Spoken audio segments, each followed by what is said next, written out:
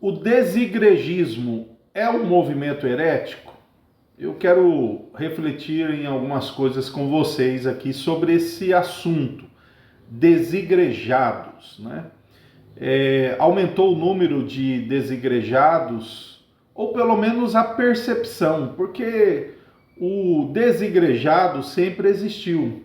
Sempre houve pessoas que se afastaram das denominações cristãs, por várias razões, decepções com as pessoas da comunidade local, decepções com os líderes, decepções com a própria instituição, decepções com o ânimo, ou a própria pessoa ela já não vê mais aquela instituição religiosa como algo que é edificante para ela, para a família, e ela então parte de alguns princípios que vão reger a sua vida e as suas decisões, então ela decide deixar a igreja, né? E ela pensa que pode continuar servindo a Cristo na casa dela, com a sua família, né?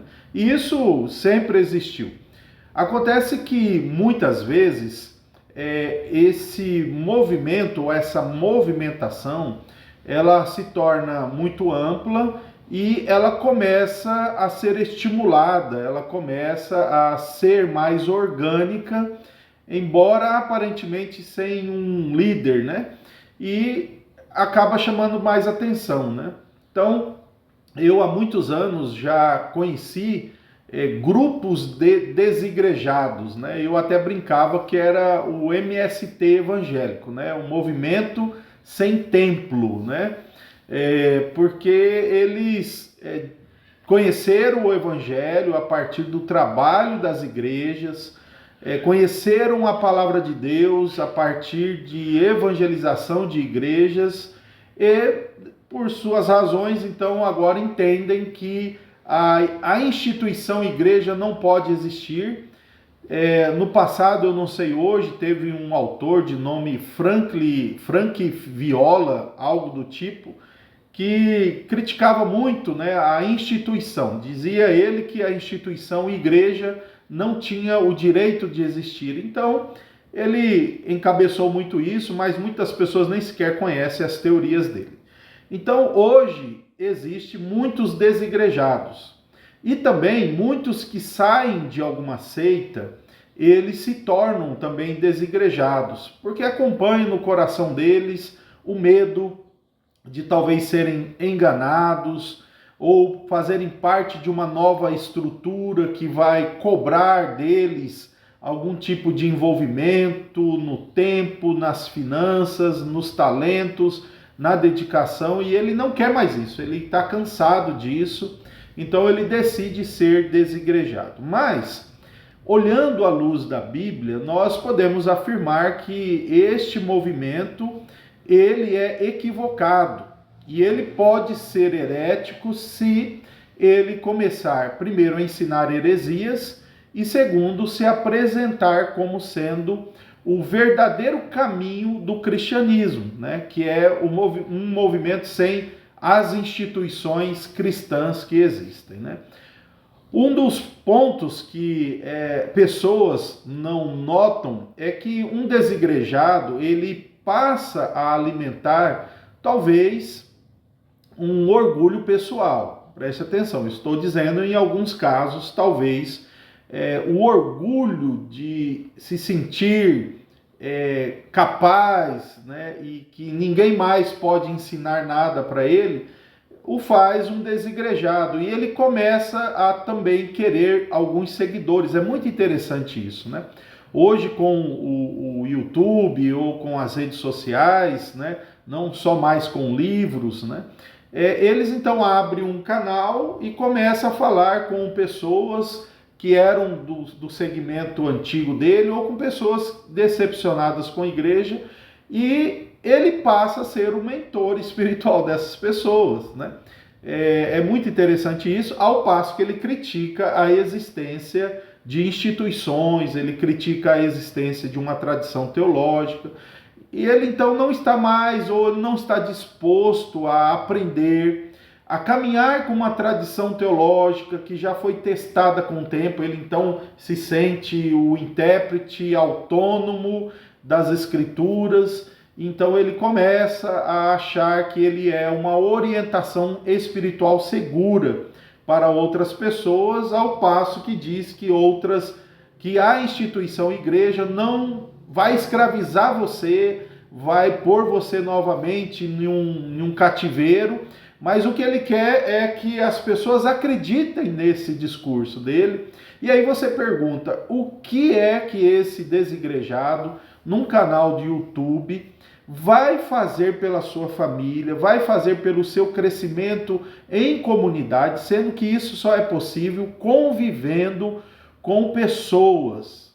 Esse movimento, ele rapidamente nota que não é possível mantê-lo, já que vai haver a reclamação da necessidade de uma organização, quer seja institucional, teológico, principalmente, porque senão vira, né, uma feira de peixe com várias vozes contraditórias de interpretação, e não há nenhuma coesão, não há nenhuma unidade, porque cada um vai se tornando uma cabeça de si próprio, né, um líder de si próprio, e acaba qualquer unidade dentro de um corpo, né?